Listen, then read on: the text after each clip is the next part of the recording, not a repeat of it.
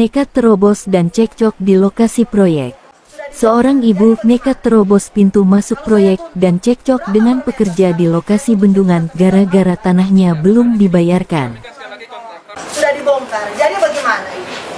Kalau saya tuntut, berapa per meter sekarang? Saya tuntut 1 juta per meter, mau dibayar? Ya, masalahnya gini Bu, kami kan sekali lagi kontraktor ya, jadi kita dapat penugasan dari owner PUPR.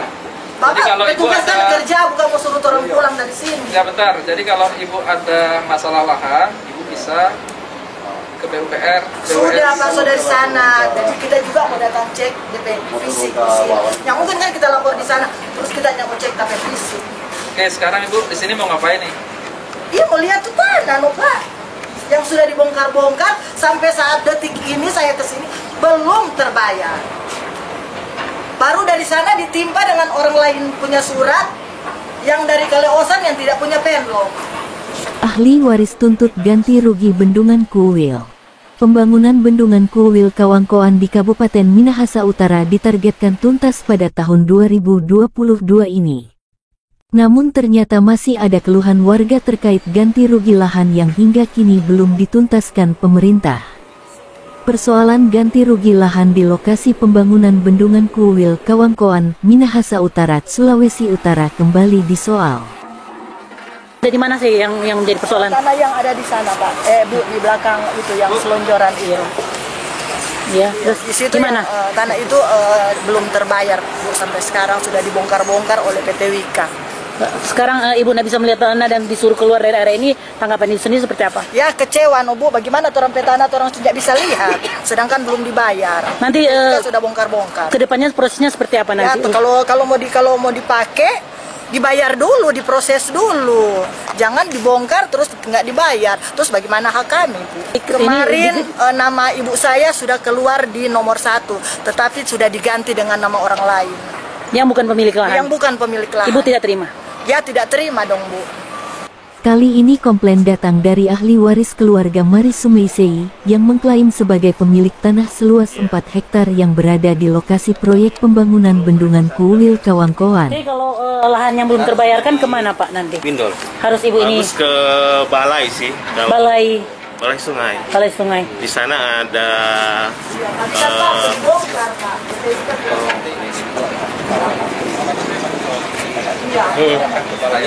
ke balai aja sih.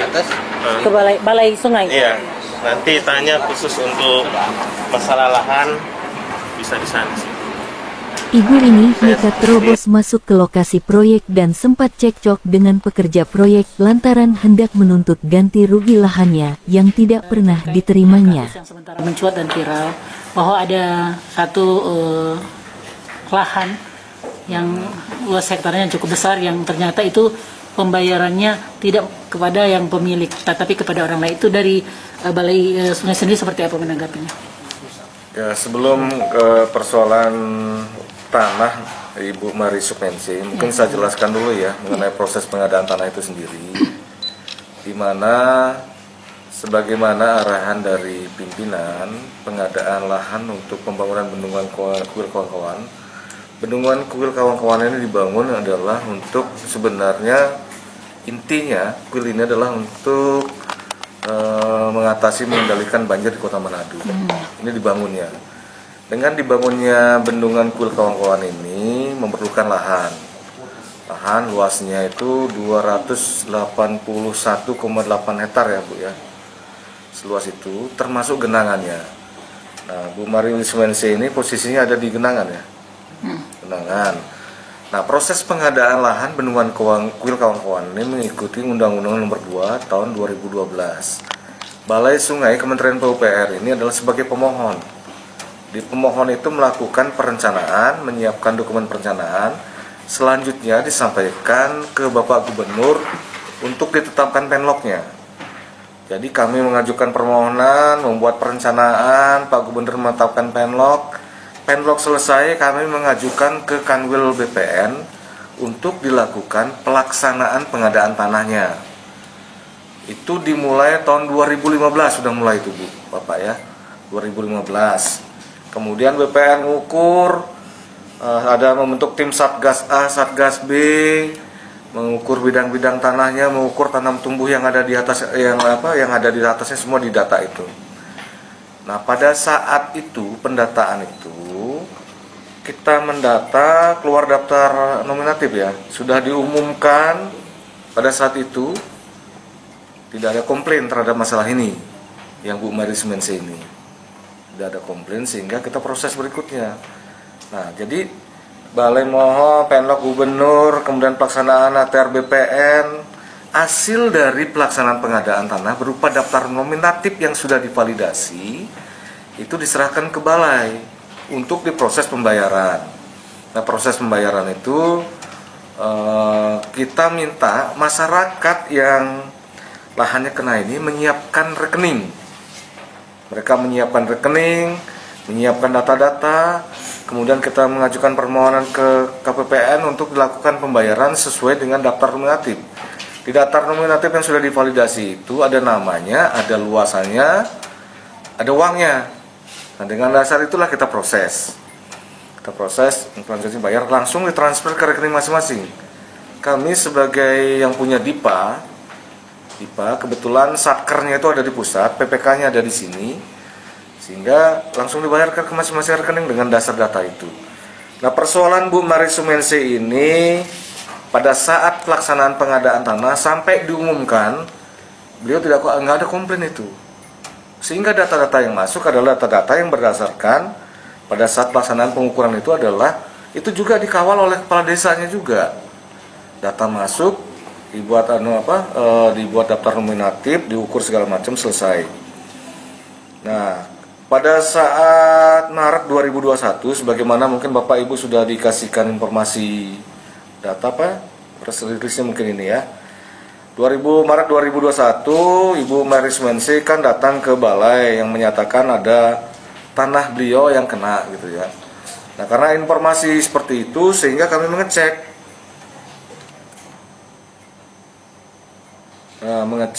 Dan tidak pada saat pengecekan itu di data administrasinya tidak ada nama Ibu Maris Mense berdasarkan daftar nominatif itu ya, itu tidak ada. Nah, selanjutnya karena ada komplain dari Ibu Maris Mense ini, kita berkoordinasi dengan P2T melalui PPK tanahnya, ketemu dengan teman-teman P2T di Kanwil ATR BPN Provinsi Sulawesi Utara. Sehingga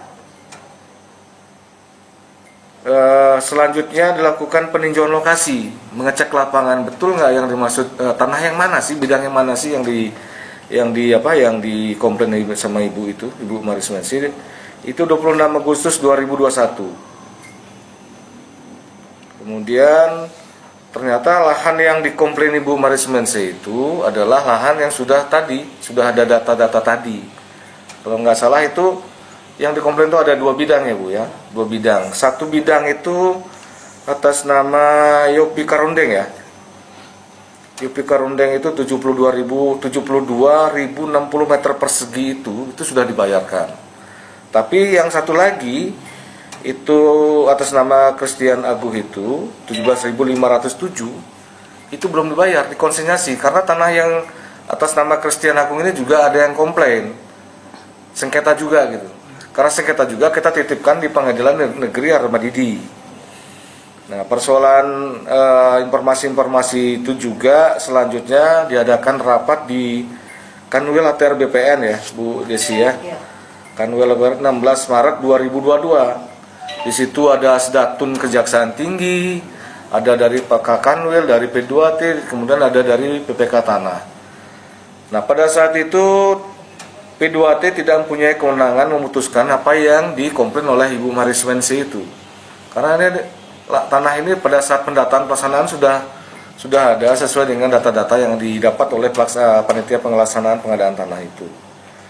Nah, intinya pada saat itu juga ada berita acaranya juga yang ditandatangan Bu Maris Mense juga hadir di situ. Ya Bu ya? Anaknya. Ahli warisnya. Mungkin yang memberikan informasi Bapak Ibu juga. Bu Sandy. Jadi persoalan-persoalan itu sebenarnya sudah kita tindak lanjuti, kita mengecek, kita mengadakan rapat dengan Pak Kakanwil. Nah, karena sudah dilakukan prosesnya sesuai dengan ketentuan itu, di dalam ketentuan itu disebutkan bahwa kalau ada masyarakat yang mengkomplain, silakan ajukan gugatan aja di pengadilan. Nah itu pada saat rapat sudah diberikan informasi seperti itu. Kalau merasa masyarakat melakukan gugatan, gugatannya ditujukan kepada siapa? Ke Pengadilan Negeri Armadidi. Yang mereka gugat siapa? Yang mereka gugat ya itu tadi, yang masyarakat tadi ya. Nama yang mengaku-mengaku itu ya. Jadi mereka menggugat di situ, nanti dengan gugatan itu kan akan dicatat, selanjutnya akan diproses sesuai ketentuan yang berlaku. Dan pihak-pihak yang terlibat di situ pasti akan dipanggil juga, termasuk kami mungkin. Dari BPN, dari orang-orang itu semua data dilengkapi, nanti di sana dicek itu. Sebagian tanah kan milik Ibu Mari kan itu sudah terbayarkan ke Pak Yopi ke Karundeng kan. Terus bagaimana prosesnya apabila di kemudian hari setelah ada gugatan dan menyatakan bahwa itu benar milik tanah dari Ibu Mari sementara sudah terbayarkan ke Pak Yopi, itu gimana jadinya Pak? Itu di ketentuan juga ada itu. Saya lupa ketentuannya yang jelas. Ketika yang menggugat itu menang, ya pihak yang sudah menerima ganti rugi itu harus mengembalikan ke penggugat yang menang itu. Itu sudah bunyi begitu.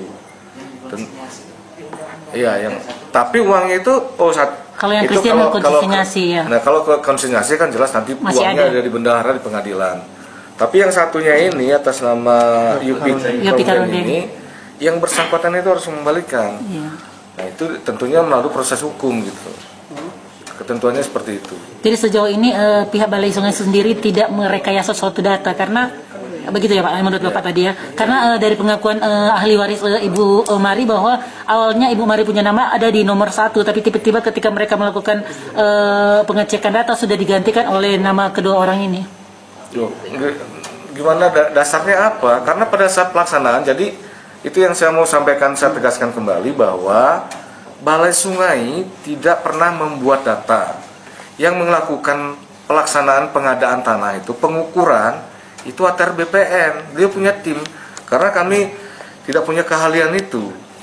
Jadi kalau kami ingin merubah data, dari mana bisa merubah data? Sementara ada datanya di BPN. Jadi validasi itu di instansi terkait berarti ya?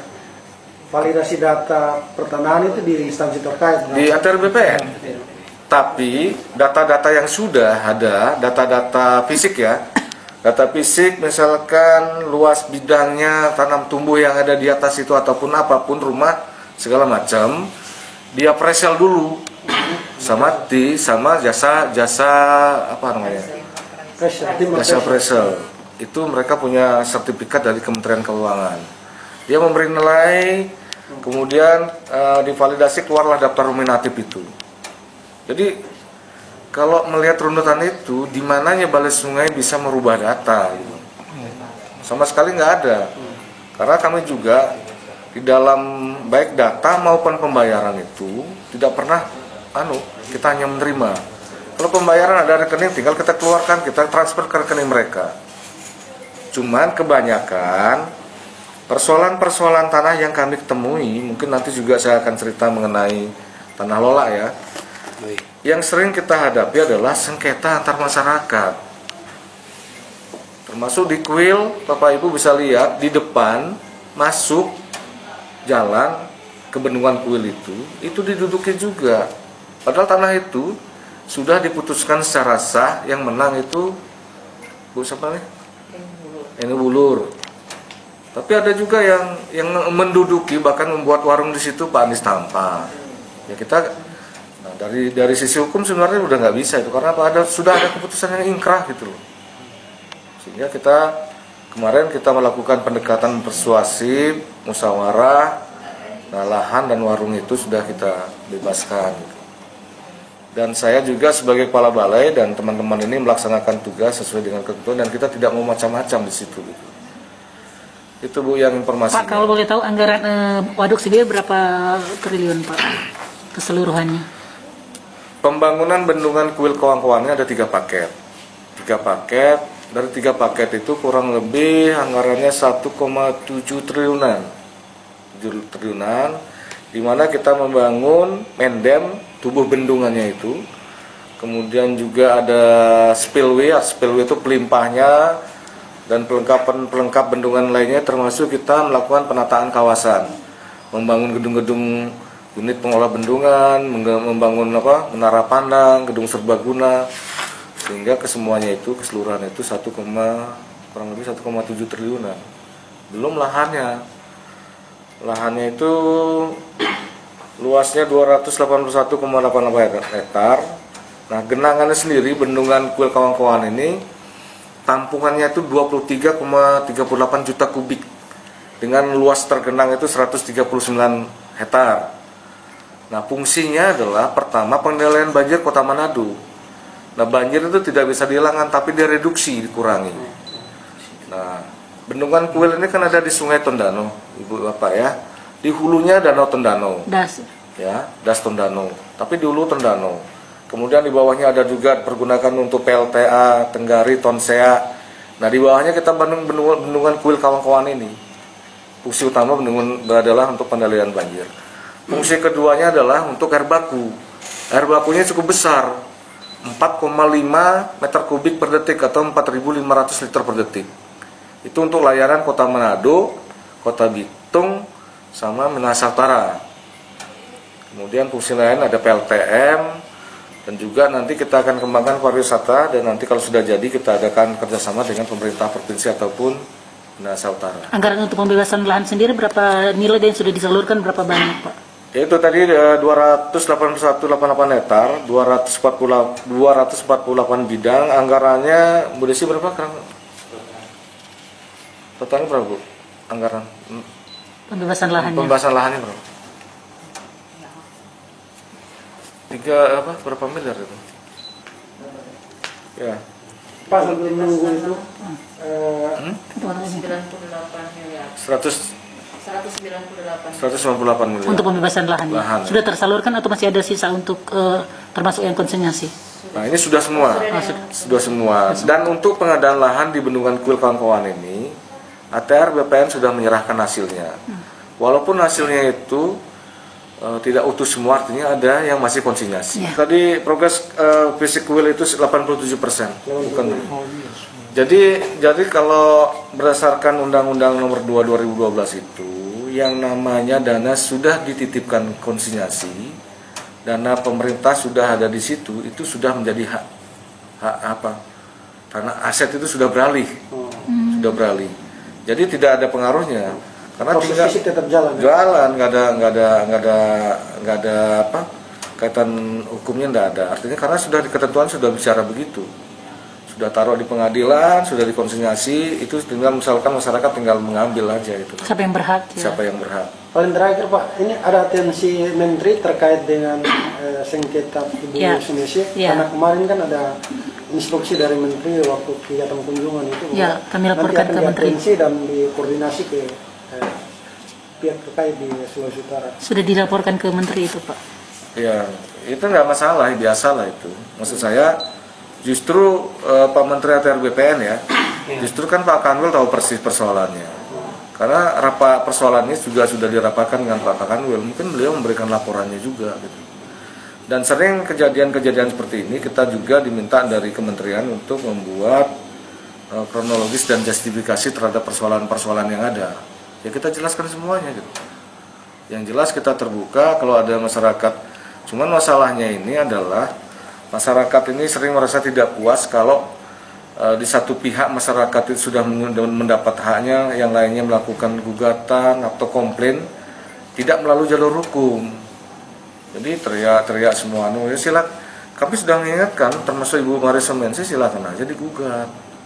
Tentuannya begitu. Nah kalau misalkan tiba-tiba kita membayar sementara dasarnya nggak ada, ya nggak bisa juga. Rencananya tahun ini kita akan selesaikan, resmikan Pak Presiden. Persoalan yang ada kaitan dengan pelaksanaan fisik adalah ini mendem ini, tubuh bendungan ini kan tingginya itu kalau dari sisi elevasi 106 dia. Tapi kalau tinggi anunya itu 67 meteran kurang lebih. Tetapi kita ada persoalan tubuh bendungan ini terdiri dari clay di tengah-tengah bendungan itu lempung Bu. Iya, kelihatan. Lempung yang harus dijaga kadar airnya. Ketika kita dihujan dia tutup.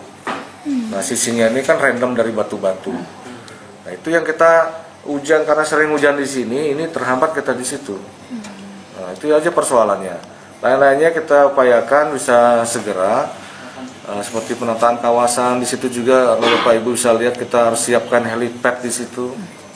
Ya, helipad itu memang standarnya begitu kalau ada pejabat yang. Uji cobanya kapan, Pak? Ya? Uji cobanya kapan? Nah, tahapan sebuah bendungan itu, kalau bendungan dibuat itu kita ada tim ya dari Direktorat Bendungan dan Danau, Direktorat Jenderal Sumber Daya Air. Di situ ada tim KKB namanya, Keamanan Keselamatan Bendungan. Dicek dulu semuanya, kita rapat-rapat. Kemudian untuk dia sebelum menuju peresmian selesai itu ada impounding namanya. Tapi sebelum impounding ada sidang teknis namanya dulu. Sidang teknis, cek ini, cek itu kalau sudah siap. Nah, kalau sudah keluar sertifikatnya baru kita genangin dulu. Sebelum diresmikan kita genangkan dulu. Genangkan dulu dalam elevasi tertentu. Sudah tergenang, bahwa kondisi sudah aman, semua fasilitas sudah selesai, termasuk bendungan ini karena safety faktornya tinggi, keamanannya tinggi, berbeda dengan jalan yang katakanlah di jalan layang itu, rusak dia satu lokasi. Kalau bendungan rusak jebol, bawahnya akan berbahaya, terdampak. Sehingga keamanan termasuk instrumen-instrumen yang dipasang di situ, itu harus dipastikan dulu. Instrumen itu tujuannya untuk membaca situasi keadaan bendungan. Nah, rencananya di bulan Oktober kalau tidak ada halangan diisi dulu waduknya ini. Nah, Desember mudah-mudahan kalau nggak ada halangan. Dengan luas tanah 4 hektar, total ganti rugi yang harus diterima ahli waris adalah sebesar 6,4 miliar rupiah. Bukti kepemilikan tanah yang dimiliki ahli waris diantaranya surat register tanah Desa Kolongan nomor 404 yang dikuatkan surat ukur tanah dan sertifikat hak milik. Kanwil Ater BPN Sulut angkat bicara terkait komplain Ibu Mari Sumeisei yang disampaikan anaknya Sendi Sumaro. Lagi kasus, ada sengketa, atau ada perkara, melakukan ke pengadilan, atau saling ada yang mencegah. Nah, terhadap dengan kondisi seperti itu, peraturan mengatur, oke, tetap dilanjut. Ganti ruginya tetap diberikan, tapi kita titip dulu di pengadilan uangnya. Itulah yang disebut dengan konsinyasi. Nah, konsinyasi ini dititip apabila nanti ada misalnya bidang tanah yang di situ ada pencegahan dari pihak lain, ada sengketa atau berperkara. Nah, kenapa harus dititip dulu? Karena begini, kalau misalnya Pak Roy dengan siapa ini? Saya ngomongin ini tanahnya Pak Roy. Trisno bilang bukan milik saya. Akhirnya kan sengketa. Terus kita mau bayar kemana nih? Udahlah, daripada nanti salah saya bayar Pak Roy, ternyata yang benar adalah Trisna, kan jadi salah bayar. Maka titiplah di pengadilan. Oke? Nah, gimana Pak nanti bisa diambilnya? Apabila sudah ada, kalau perkara, sudah ada putusan pemenang dari pengadilan. Ini yang menang siapa? Ya, ingkrah gitu ya. Yang menang ingkrahnya ini siapa? Kalau masih ada upaya hukum ya terus diikutin terus sampai Mahkamah Agung, sampai PK. Atau ada perdamaian. Nah, berdua ini udah damai lah. Udah gini lah damainya. Kalau pembayarannya gini-gini udah ada, nanti kalau damai itu para pihak. Nah, ketika ada putusan pengadilan yang berkekuatan ingkrah dan ada perdamaian atau perdamaian di antara dua pihak, maka kita kita membuat surat pengantar kepada pengadilan.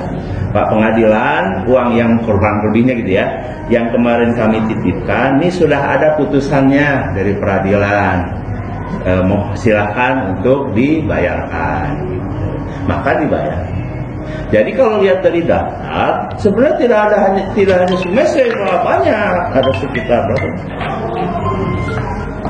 sekitar 33 bidang yang dititipkan dengan kondisi mereka itu masih sengketa. Tapi undang-undang kita mengatakan setelah dikonsinyasi itu pembangunan fisiknya harus terus jalan. Itu boleh terus jalan. Nanti kalau misalnya pembangunan fisik sudah jalan begitu, nanti apabila nanti para pihak memang ada yang menang, tetap kita bayarin sampai kapanpun. Tidak misalnya kalau udah dibangun selesai diresmikan, yang konsinyasi jadi nggak dibayar, ya enggak, tetap terus dibayar. Nanti kalau udah misalnya udah jadi pembangunan udah digenang, tiba-tiba ada putusannya yang mengatakan menang si A, ya udah kita bayar si A melalui konsinyasi. tahun nanti gitu, kalau misalnya masih berperkara terus sampai ke Mahkamah Agung, ya terus nanti kita misalnya ada orang Mahkamah Agung putusannya menang si B, ya udah kita beri pengantar kepada pengadilan untuk membayar. Secara umum begitu proses pengadaan tanah itu. Nah, tinggal nanti bagaimana case-nya itu masing-masing, tentunya masing-masing punya case yang masih unik ya. Ada nanti yang misalnya putusannya masih NO itu kan belum sampai ke substansi tuh, nggak diterima aja formalnya, belum bisa gitu kan, berarti kan masih memungkinkan untuk digugat lagi. NO itu kan belum selesai siapa yang menang gitu kan, maka ya sudah kita berhenti dulu, gugat lagi mereka gitu. Tapi kita memang sarankan sih sebenarnya upaya-upaya untuk perdamaian biar cepat selesai gitu. Nah, yang dititipkan juga termasuk juga yang nggak setuju dengan ganti ruginya. Wah, saya nggak setuju dengan nilai gini. Oh ya nggak apa-apa, saya titipin ya. Sampai Anda nanti gugat kami, misalnya, perkarakan dengan kami tentang nilainya. Ya kalau pengadilan mengatakan nilainya kurang, ya udah kita ikutin. Tapi kalau pengadilan mengatakan ini udah terus saja jalan bayarin, ya udah bayarin. Jadi gitu Mbak, jadi hak-hak mereka tidak dihilangkan, tetapi karena tanahnya memang punya permasalahan antar banyak pihak atau beberapa pihak, sehingga kita titipkan dulu, tetap pembangunan jalan. Gitu. Pak, total yang konsinyasi tadi ada berapa di? Kalau yang dikonsinyasi, Meski mengantongi sejumlah dokumen kepemilikan tanah, namun keluarga ahli waris mengaku hingga saat ini belum menerima pembayaran ganti rugi. Padahal menurut ahli waris tanah mereka sudah dibongkar untuk pekerjaan proyek bendungan. Sementara pihak Balai Wilayah Sungai Sulawesi Utara, lewat Kepala Balai, mengaku pembayaran memang dilakukan Balai Sungai, namun penetapan tanah itu dari Kanwil Ater BPN Sulut. Diketahui Bendungan Kuwil Kawangkoan dibangun sejak 2016 dengan total biaya konstruksi mencapai 1,9 triliun rupiah di luar anggaran pembebasan lahan sebesar 198 miliar. Luas lahan yang dibebaskan 281,8 hektar dan rencananya akan diuji coba bulan Oktober tahun 2022 kemudian akan diresmikan pada bulan Desember tahun 2022 oleh Presiden Jokowi.